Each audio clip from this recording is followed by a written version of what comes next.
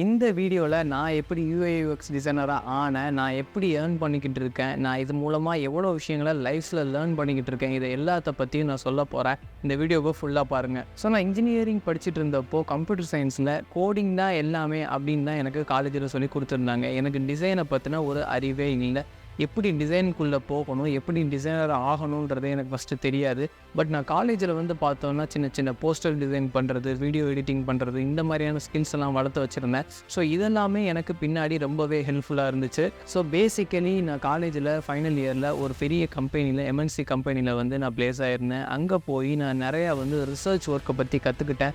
அதுவும் one of the biggest inspiration நான் யூஐயூஎக்ஸ்குள்ளே பெரிய அளவுக்கு வர்றதுக்கான காரணமாக இருந்துச்சு. எப்பயுமே பேசிக்ஸ் வந்து ரொம்பவே கஷ்டமாக இருக்கும். கொஞ்ச நாளைக்கு நீங்கள் பண்ணுற டிசைன்ஸ் வந்து உங்களுக்கு அழகாக தெரியலாம். பட் நிறையா பேருக்கு அது வந்து அழகாக தெரியாது. ஏன்னா நீங்கள் பேசிக் லெவலில் இருக்கும் போது நிறையா பேர் வந்து அதை ப்ரோ லெவலில் இருக்கிறவங்க உங்களை பார்த்து சாதாரணமாக தான் நினைப்பாங்க.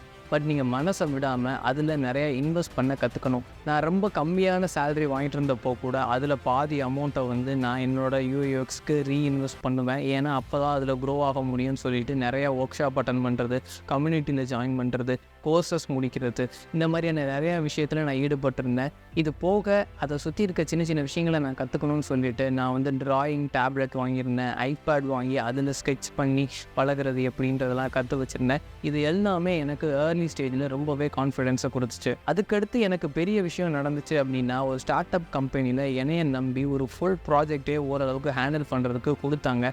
நான் சிஇஓ கூட டேரெக்டாகவே உட்காந்து பேசி, பிஸ்னஸ் அனலிஸ்ட் கூட டேரெக்டாகவே உட்காந்து பேசி, இந்த ப்ராஜெக்ட் என்ன, இதை எப்படி டிசைன் பண்ணலாம், இது எல்லாமே ஃப்ரம் த ஸ்க்ராட்ச்லேருந்து ஆரம்பித்தனால ஒரு ப்ராடக்ட் எப்படி ஆரம்பிக்குது, அது எப்படி போய் முடியுது, இது எல்லாமே எண்டு டு எண்டு ஒரு சாஃப்ட்வேரை பற்றி எனக்கு ஐடியா கிடச்சிது.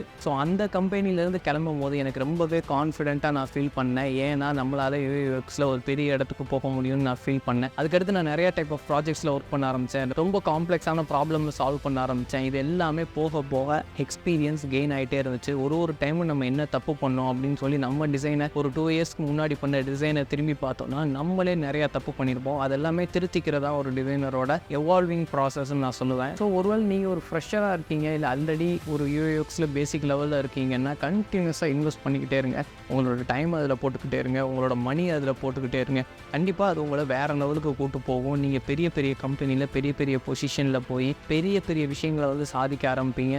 டிசைன்றது வெறும் நம்ம பார்க்குற ஒரு விஷயம் கிடையாது, வெறும் அழகு சம்மந்தப்பட்ட ஒரு விஷயம் கிடையாது. உங்களை சுற்றி ஒவ்வொரு பொருளையும் எப்படி டிசைன் பண்ண ஆரம்பிச்சிருக்காங்கன்னு பாருங்கள். அதுக்கு பின்னாடி இருக்க ரீசனை கண்டினியூஸாக படிச்சுக்கிட்டே இருங்க. இந்த மாதிரி நான் ஒரு 100 டே சேலஞ்ச் மாதிரி டெய்லி வெளியே போகும்போது ஏன் கார் எப்படி டிசைன் பண்ணியிருக்காங்க, ஏன் பில்டிங் எப்படி டிசைன் பண்ணியிருக்காங்க, இதுக்கு பின்னாடி இருக்க பர்டிகுலர் டிசைன் ரீசனிங் என்ன, இதெல்லாம் நான் வந்து படித்து தெரிஞ்சுக்கிட்டேன். அது எல்லாமே எனக்கு பெரிய லெவலில் கான்ஃபிடென்ஸை கொடுத்துச்சு. ஜஸ்ட் இது என்னோட எக்ஸ்பீரியன்ஸ். இதில் நான் நிறையாவே மணி மேக் பண்ணிக்கிட்டு இருக்கேன். எனக்கு இது வந்து ரொம்ப ஹாப்பியான ஒரு ஜாபாக வந்து இருந்துச்சு. அதை தான் உங்ககிட்ட நான் ஷேர் பண்ணிக்கணும்னு நினச்சேன். உங்களுக்கு என்ன மாதிரி டவுட் இருந்தாலுமே அதை கமெண்ட் செக்ஷனில் சொல்லுங்கள். மறக்காமல் நம்ம சேனலுக்கு சப்ஸ்கிரைப் பண்ணிடுங்க. தேங்க்ஸ் ஃபார் வாட்சிங் திஸ் வீடியோ.